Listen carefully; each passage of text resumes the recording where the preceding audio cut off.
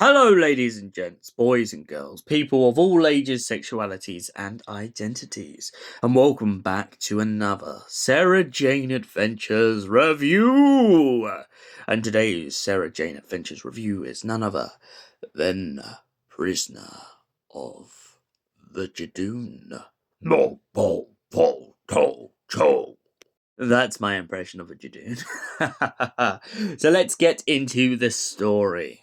A Judoon captain named Typho has crash landed on Earth after trying to escort a prisoner known as Androvax into the Shadow Proclamation to be tried and executed for his crimes.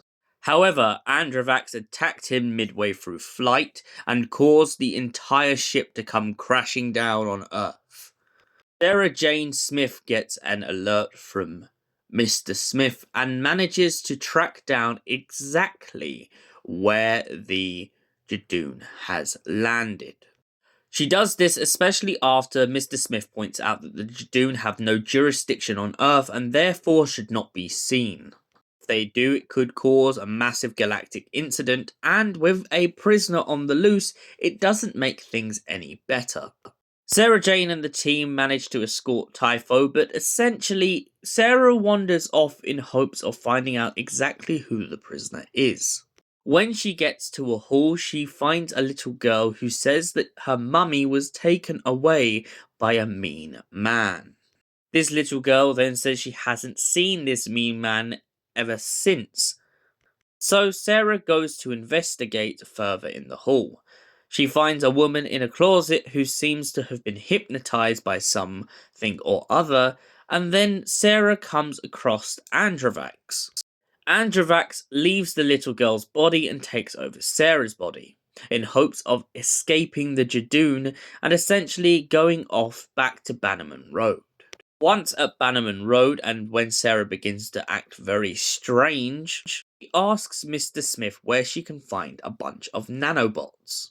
Androvax then reveals to Sarah the reason he wants the nanobots is so that he can rebuild his ship exactly to its key design.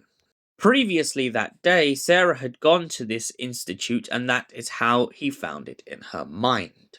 On top of that, Geeta and her husband go to this institute in hope of installing a bunch of flowers. The Judoon managed to basically take over a police car and begin to make the necessary precautions to drive after Androvax. Upon finally catching up with the escapee, the team decide that the best thing to do is to lock the Judoon up. After all, he keeps on saying that he will obliterate Sarah regardless of whether Androvax is inside of her body or not. This scares the group, and of course they come up with a plan B.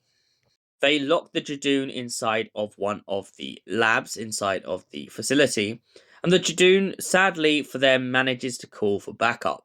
Unlucky for Androvax, Androvax finally manages to have his ship, but is arrested, of course, by the Judoon. The spacecraft that he has managed to build out of nanobots has been impounded, and he is taken back into custody to serve trial for destroying many worlds over the constellation.